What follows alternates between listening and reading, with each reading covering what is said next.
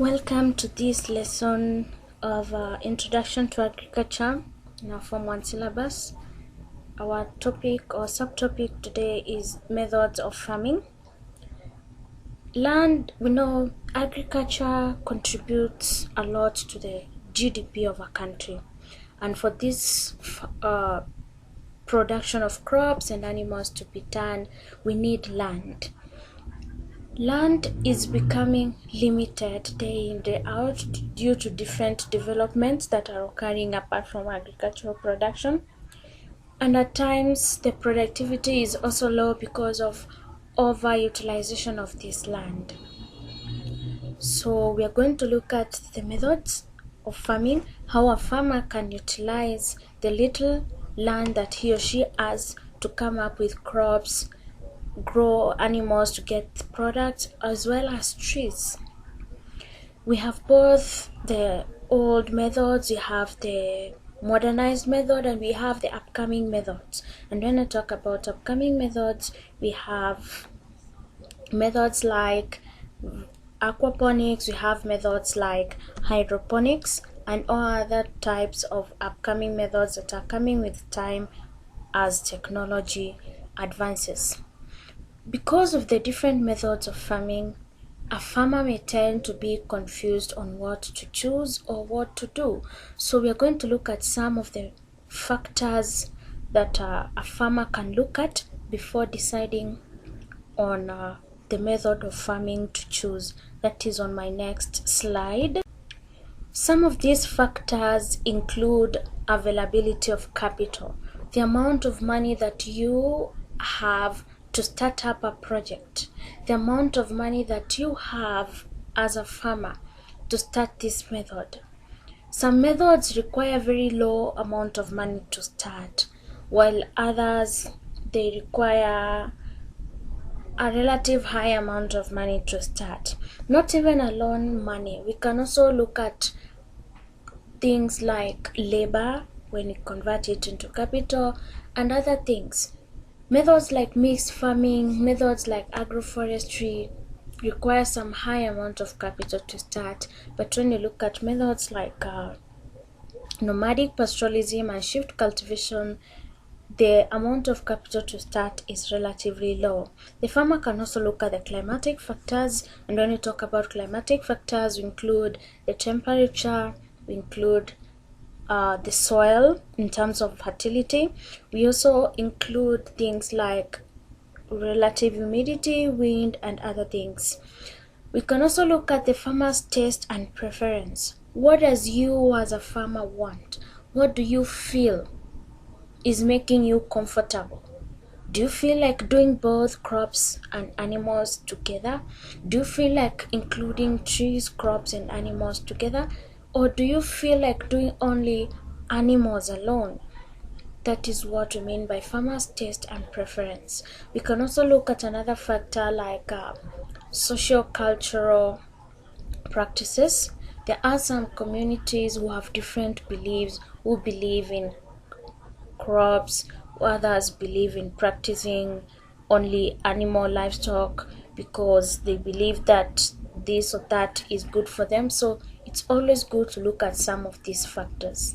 Now let us go on and look at some of these methods, the very 5 methods that I mentioned earlier, that is mixed farming, shift cultivation, agroforestry, nomadic pastoralism, and we have organic farming.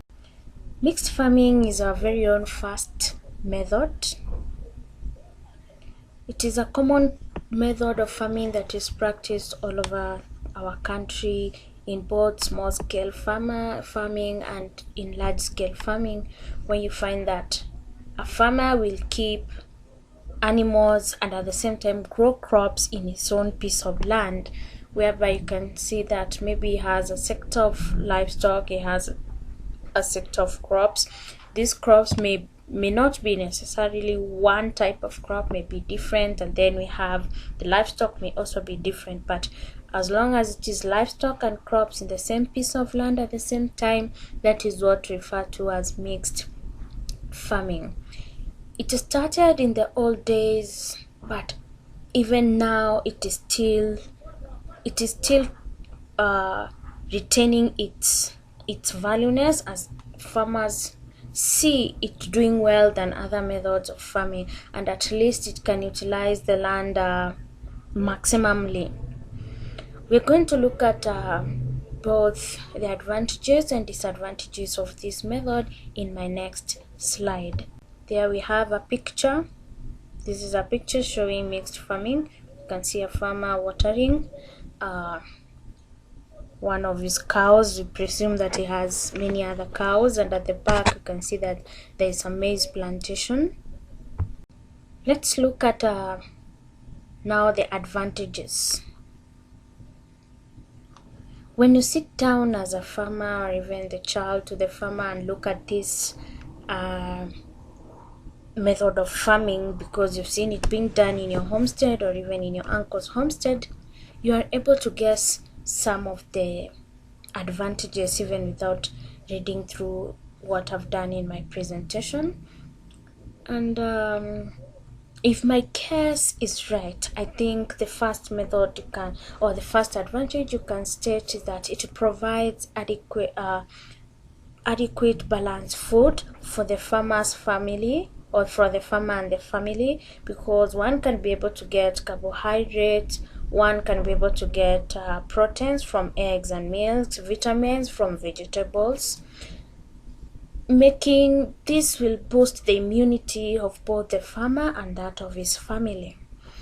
And I think the second thing that you might have seen is that the crops and animals have mutual benefit, whereby the parts of the crops that are not used as food are given to animals for feed. For example, when you harvest your maize, the maize stalks, you give them to animals to feed, or you can use them to make hay, or to make some other fodder.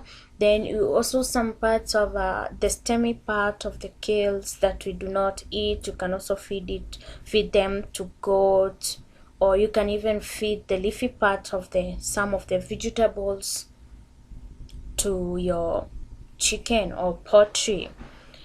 And then at the same time, the droppings that animals produced are used again by the farmer to make manure, which is used in the farm to add nutrients to the soils, to replace what the crop that you harvested might have removed from the soil. Then the other thing you can notice is that in large-scale farms, where we have both these things, the two enterprises going together, it creates employment, because the farmer needs people to work in both the crop sector and also in the animal sector. We also see that there's maximum utilization of land and labor. There's no part of land that is left idle. Every part of it is utilized to bring the land's potential to use. We can also see that some of the animals kept in the farm, we refer to them as draught animals. They are used for some of the farm operations, such as transport of farm produce to the market, as well as doing primary cultivation. And again, this method serves as security, or because of diversifying. You're not dealing with only one enterprise, you're dealing with two things, such that if one fails, the other one will be the security of the other. So the farmer is assured that if my crops do not do so well as expected, at least I can get something from my livestock, or the vice versa. Now let us look at the disadvantages in my next slide. The very first disadvantage, as you can see, is that if not well confined, the livestock can damage the crop fields. That is, they may tend to move out of their sheds, maybe if they are not properly constructed, or if there is no fence to restrain them, making them to move towards the crop fields and damaging them. It is labor intensive. It requires a lot of labor for it to be done, and then it requires a high level of management and skills. We look at the second method of farming, which is agroforestry. Agroforestry, as I like to call it, is maybe an advanced form of mixed farming. And when you talk about advanced form of mixed farming, is where you're bringing in a third enterprise. That is the major difference. In agroforestry, we have 3 enterprises, but when it comes to mixed farming, we have 2 enterprises, whereby in mixed farming, we have crops and animals, while in agroforestry, we have trees, crops, and animals in the same piece of land, as you can see on the diagram down there. So when you grow trees, crops, and animals on the same piece of land, it is known as agroforestry. So the advantages of mixed farming are similar to the advantages of agroforestry. The major thing that we add are the advantages of trees. Now that we have brought in trees, what do trees bring to us? One, we can use them. The most common thing, I know you've guessed right, is that you use trees as source of fuel, where we go cut trees, make sure they're dry, and use them for cooking. That is what we mean by fuel. And again, also we can make these trees to form charcoal, which is also another form of fuel. My second guess that I know you've guessed right is that trees also provide timber, which is used for construction of different farm structures, such as the poultry houses. We have the zero grazing unit, the farmer's house, and all other type of farm structures. We can bring in things like leguminous trees. Did I just say leguminous trees? Yes, we all know legumes. Other legumes we include beans, peas, and that family. So we know that legumes are important because they fix nitrates into our soil. The same as leguminous trees, they help to add nitrates into the soil, hence improving the soil fertility. Again, some trees are used as livestock fodder. Trees such as Leucaena are used as livestock fodder. Again, the trees also help us to prevent our soil from being carried away. We know the topsoil rather, contains a lot of nutrients which are necessary for plant growth. So they help to conserve this soil, whereby their roots, they bind the soil particles, or rather they bring the soil particles closer to one another to make them intact, so that they cannot be carried away by wind or any other, or water, which may cause erosion. The leaves of these trees, again, when they fall down, they can be used as organic mulching materials in our farms, and once they rot, the nutrients can be added into the soil so as to improve fertility. Let us look at the characteristics. A good tree that is used for agroforestry should have the following characteristics. It should be capable of growing very fast. It should have good branching ability so as to break the intensity of raindrops hitting the ground, and also break the speed of wind to prevent soil erosion. And again, it should be deep-rooted. It should be deep-rooted to minimize competition of nutrients with other crops. Agroforestry, it has its own disadvantages. And just as mixed farming, the disadvantages are the same. We have things like high initial capital is required to start. It is labor intensive and it requires a lot of skills. high level of management and high skills. Let us move now to our next method. Nomadic pastoralism comes from two main words, that is nomadism and pastoralism. What is nomadism and what is pastoralism?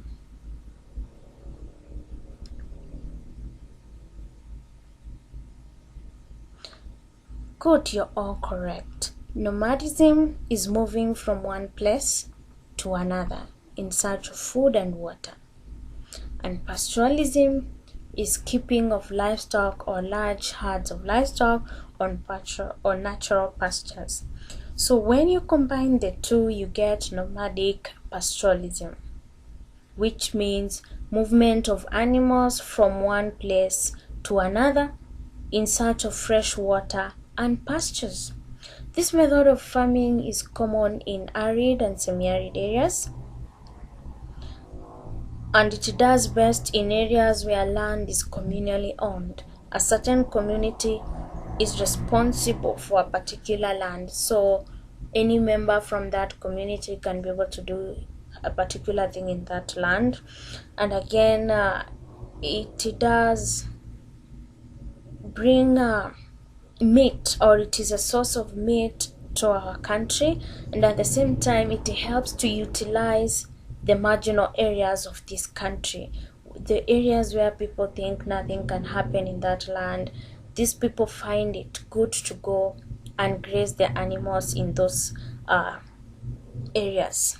But this method also is becoming outdated, and it is becoming old, because the communities or these nomads are beginning to settle down in one particular place, and they are venturing into other methods of farming. They are appreciating that it is not only livestock can give food or place food on the table, but you can also try and do a little bit of crop farming. So since they are venturing into crop farming, or both crop farming and livestock farming, that is why the method is considered outdated. That's a picture there of the said nomadic pastoralism, people moving with their animals. The method has caused some conflicts between the pastoral communities over the years, as well as among the pastoral communities and the government, hence giving up some disadvantages, or making the government to tend to discourage this form of or this method of farming. We have things like animals get lost on the way or hit by moving cars, hence lost to the farmer. We have low productivity, as animals waste a lot of energy moving from one place to another. Hence they do not have enough energy to make meat or in order to make milk.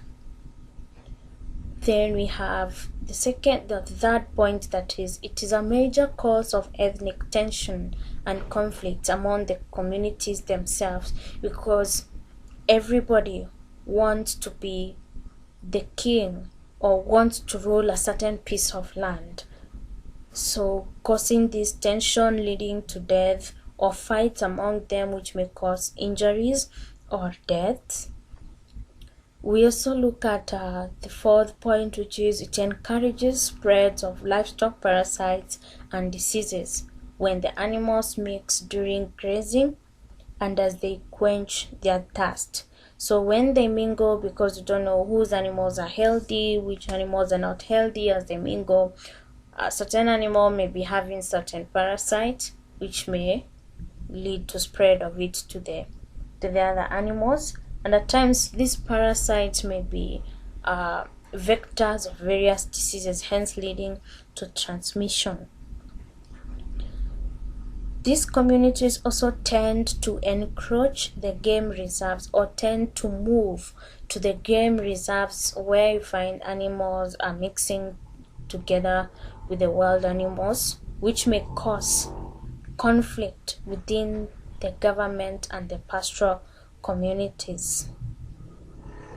We also have where breeding is not practiced, so there's no improvement of the breeds because we have not we have not upgraded the genes because they breed anyhow, they freely breed, or randomly breed, whereby even underage females may be involved, which is not good, of course. And then lastly, there's tendency to overstock.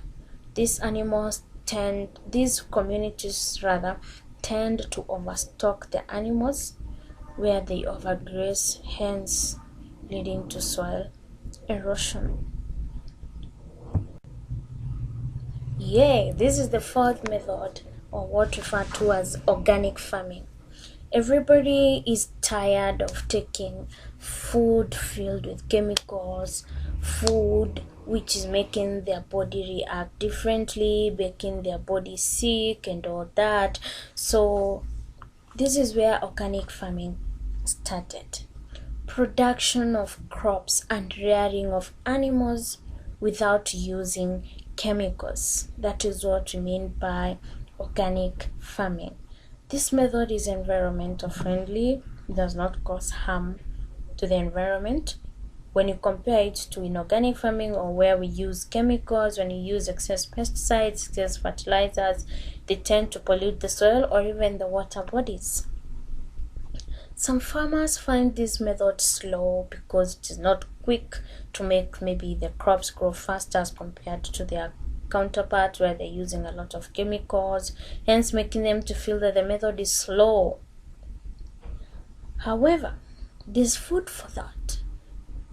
You can sit down, check your kitchen around, or maybe what are some of the wastes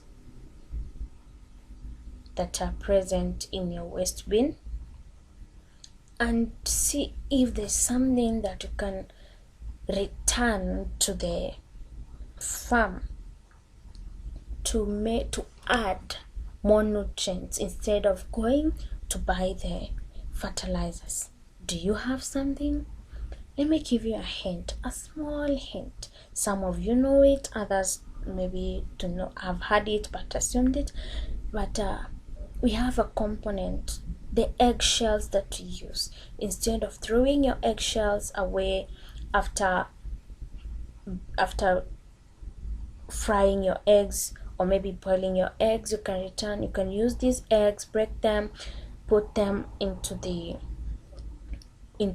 garden again, plow them or mix it together with the soil, and they're good to go. They add calcium and they're good sources of adding or improving calcium and phosphorus in your land. And at the same time also you can grind them as powder and mix it together with your poultry food and give it to them to serve a source of calcium and phosphorus again. And also you can, for those who live maybe in urban homes wherever you don't have a piece of land to farm, you can use it as a nursery, whereby the shell itself, you put some garden soil in it and plant a seed which will rather produce a seedling, then you transplant it to the main farm. We have other ways in which organic farming is practiced, that is using farmyard manure in the crop feeds instead of fertilizers, just to replenish soil nutrients. We also have use of organic mulch in the farm, and with time it rots and releases nutrients in the soil. We also have practicing crop rotation to help control pests and diseases instead of using pesticides. We have use of pepper extracts on seeds, whereby you rub the pepper on your seeds before planting them so as to minimize the possibility of being attacked by soil-borne pests. We can also have some plant extracts such as neem oil or what my people in this country, Kenya, call mwarobaine, to spray on crops so as to prevent pests such as aphids and whitefly, especially in vegetables. And you can also use medicinal plants to treat animal diseases and pests. These are some of the ways in which we practice organic farming. We have the upcoming ones where we have the vermicompost, and we also have biological management, whereby you use animals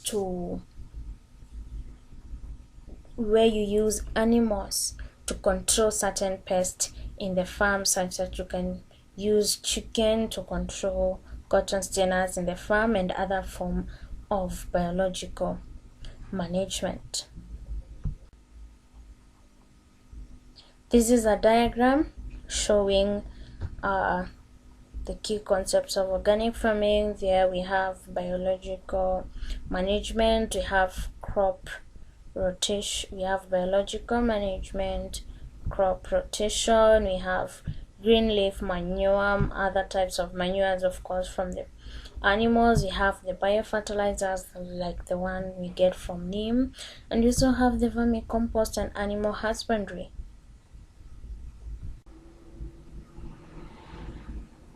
Shift cultivation is our fifth and last method.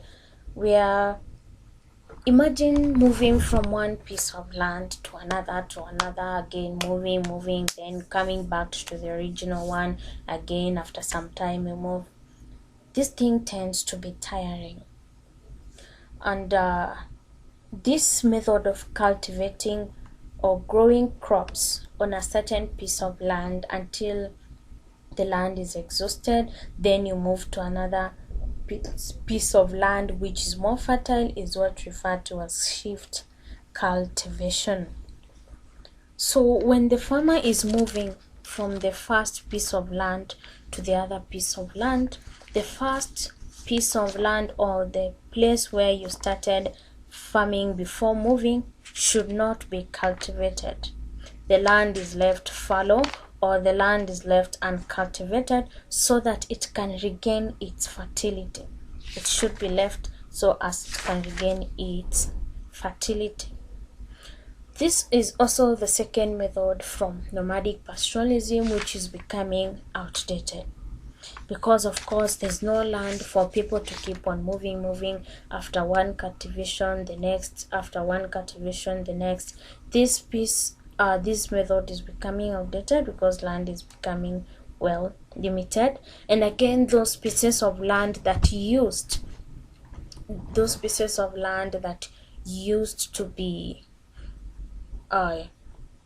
communally owned by communities have now started to become individualized. So everybody is owning up his or her own piece of land, hence becoming outdated. This method of farming can only be practiced where land is abundant, population is sparse, land is communally owned, and the number of livestock per unit area that is kept is low. This method of farming is sometimes referred to as slash and burn. Just slash your crops, burn, and move on. You don't need to plow, you don't need to do anything. That is what is referred to as slash and burn. It has some advantages, such as cost of production is low. The production is really low because you don't put in a lot of effort in terms of inputs. The rate of fertilizer application is low, the rate of pesticide application is low, everything done is low, so hence the production going low. Then we have the output, the land is allowed to rest. After cultivating and moving on the piece of land, you leave it alone without cultivating it, it rests and then regain its fertility. Then we also have low incidences of pests and diseases. And lastly, we have no land dispute, because land where this method of farming is practiced is communally owned and not individualized. We have some disadvantages of this method, that is, there is low output per unit area, of course, because in the production process the farmer does not put a lot of effort in the input. Then it cannot be practiced in areas of high population density. There's time wastage as the farmer shifts from one piece of land to another. A farmer cannot be able to plan for the future, how he or she will be able to develop the land. And then again, it is not suitable for perennial crops, because as you all know, perennial crops take a longer period to grow and mature. So by the time maybe you're moving, you have to start again uprooting them, carrying them, planting again, and this becomes tedious, hence cannot be suitable for perennial crops. And lastly, we have soil conservation practices cannot be applied, because this tends to be permanent, most of them. Hence, how will you do things that will keep on moving every now and then? Basically, that's the end of our 5 major methods of farming. That is mixed farming, agroforestry, nomadic pastoralism, organic farming, and shift cultivation. As I said earlier, as I started the lesson, that we have other upcoming methods such as hydroponics, aquaponics, and other methods that you're going to look at as technology advances. I hope you enjoy your video. Where you have questions, you can ask them down below and we're going to answer. See you in my next lesson. I've been your teacher, Madam Linda.